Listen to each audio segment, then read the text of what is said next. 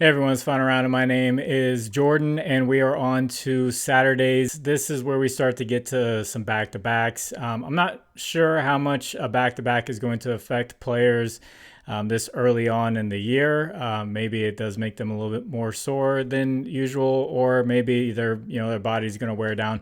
Later on in the year, in the back-to-back, will start to become more of a thing. Usually, when a team plays in one area and the back-to-back is in another area and they have to travel, get on the plane that night and all that, it affects their play a little bit. And sometimes we see teams who are well rested that aren't as good play against really good teams who are on a back-to-back who did that travel, and they make it a really close game, and the bad team may end up winning. Saw that a lot last season.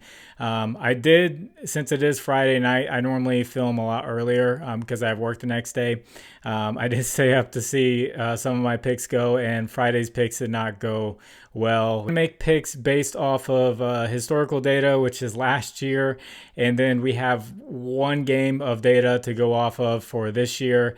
So it's just early season NBA growing pains, and a lot of things we saw in the first game with some of those guys did not come to fruition with their second game for some of those plays. But I will discuss those plays after this. So when a lot of teams are on a back-to-back, they don't drop the lines the night before. Those will come out like in the middle of the night.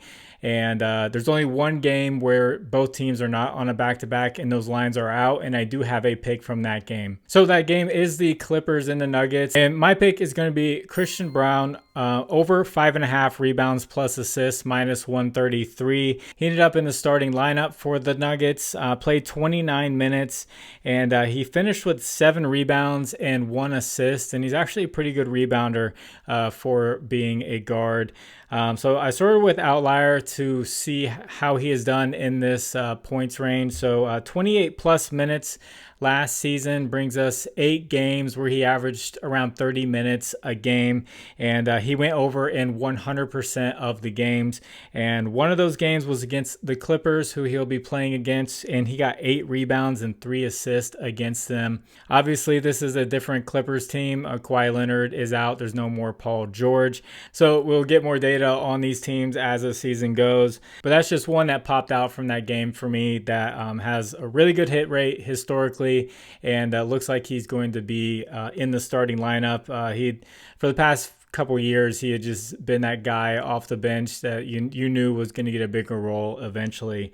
So if you guys could, please like the video, and if you haven't, please subscribe to the channel, and if you have a little bit of extra time, could just leave a comment for the algorithm. So usually in slates like this where we don't have the lines, I would give players I'm looking out for that have good matchups, I would put up on the screen the good matchup that they have, but we just don't have that much data in this season, and I'm not going to just put up last season's rankings for those players.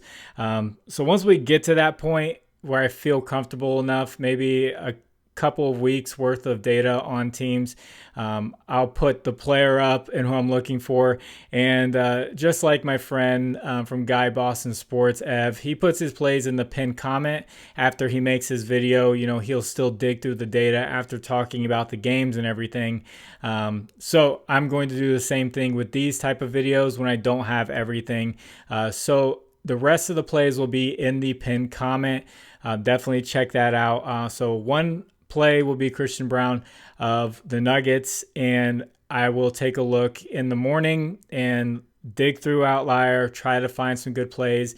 I know some stuff's not hitting right now. I just watched Alfred Sengun not score in the fourth quarter at all.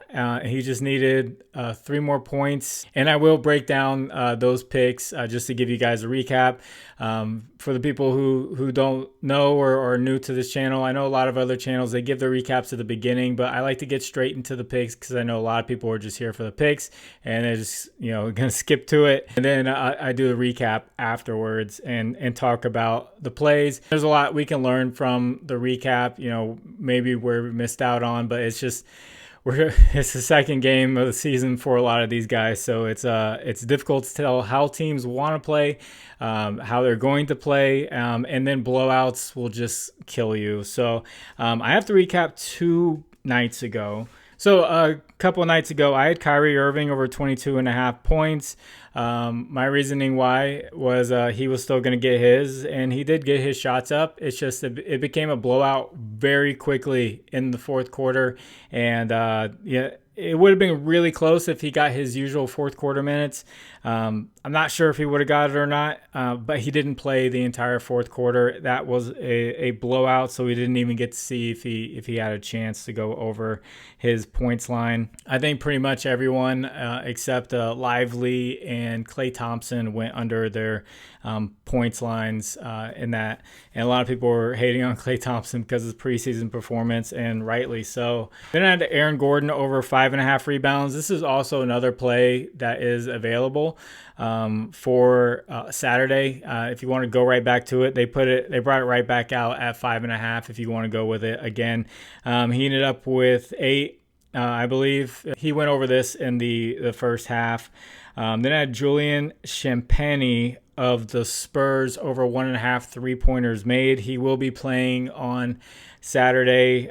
We'll see where his points line comes out at, because it was at 8.5 previously. I don't remember his total points, but I know he made 4 3-pointers and he scored 15 plus. I know that for sure. So definitely going to keep an eye out for him. He looks great out there. And then there was just a plus money play that had a really good hit rate with Rudy Gobert over 1.5 blocks, where he had hit it 74% of the time last season with the minutes that he was getting, and he did not go over that. So that was a 2-2, but I know a lot of people took Julian and made a lot of money off that. So now to the plays I just saw on Friday night. I guess I got a lot of the early games. I didn't pick anyone from the later games. I had Evan Mobley over 15.5 points. Pretty sure he finished with 16. He went over.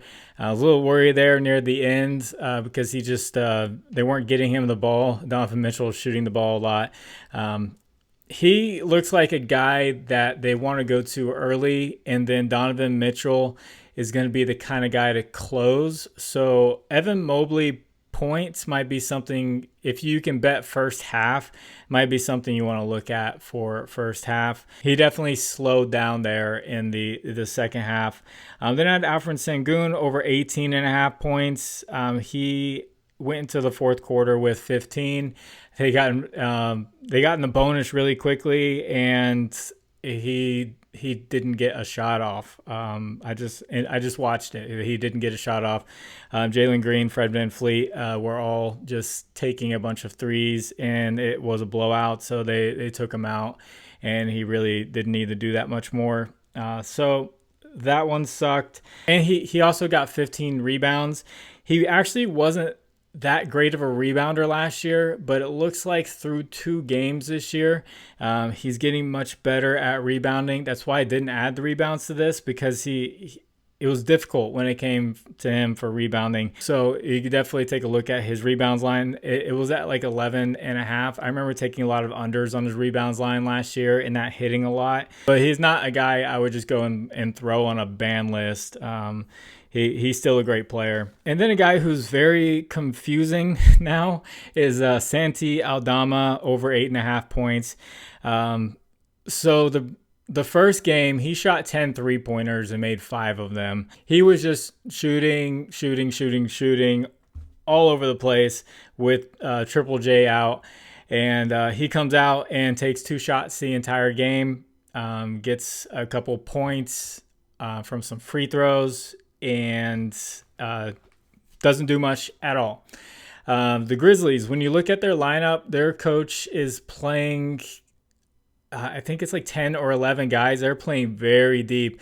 Like everyone except one guy. I don't know if the coach is just trying to find like a spark from someone on the bench. He has Morant, but even he's playing short minutes in the first half, and then he's playing more later on in the fourth. If the game is close, it's almost like they're tanking right now from the beginning of the season, maybe for Cooper Flag. But yeah, trusting the Grizzlies, like if you took John Morant's assist where he got 10 the game before, I think he ended up with like 2 or 3 in this game. So yeah, trusting a Grizzly is going to be very difficult from here on out until we see some lineup changes, until we see that lineup condense, or they could just be on the full-on tank from the get-go to try to get Cooper Flag.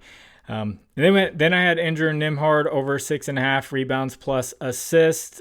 He finished with 4 rebounds plus assists, played just 21 minutes. Instead of his 35 minutes that he got in the first game, this was a huge blowout against the Knicks. He had no shot to hit this. It's just the National Blowout Association. You really just have to try to dodge those landmines when it comes to blowouts. You got to hope you're on the right side of it and you have the right players from it. So that's just part of the NBA game when it comes to betting. And then Onyeka Okongwu over 11.5 points. He finished with 7. He had 28 points in the opener on just 12 shots. He had a really good matchup here against the Hornets. I was wondering how they were going to play the rotation with Clint Capella. It looks like he is going to get more minutes than Clint Capella. He's just going to get those minutes off the bench and potentially move into the starting lineup. He's just better offensively, and he can still rebound just as well as Clint Capella can. So they went back and forth. Clint Capella played a little bit of the fourth, and then Onyeka Okongwu finished it off, but because he's just better offensively. But he didn't get as many shots. He took about half the shots that he took in that first game. So just another one where when I went off the first game for Aldama and Okongwu, hoping that, this is it. These guys are hot. They're coming out. First game of the season. This is how they're going to play. They're young. And they didn't show up. So I'm still going to do the best I can to make plays based off of historical data and what we have this year. Sometimes it's just not going to work out. Sometimes it's going to be great, and there's going to be some really good green days. I know there's a lot of talking for just one pick, but definitely check the pinned comment. But I would advise, just kind of take things lightly early on in the year. Unless you just want to throw a bunch of money around. I see a lot of people saying they're losing all their money already early on in the NBA season, and it's like the books early on, sometimes they don't know where to put a line, and like Julian Champagny, and it looks free because they didn't know. They just kind of took a guess. And as the season goes on, the lines are going to get sharper, but we're also going to get smarter. So I'm going to get this edited and get it out to you. I hope that all makes sense. God bless you all. It's Final Round. My name is Jordan. I will catch you on the next one. Bye.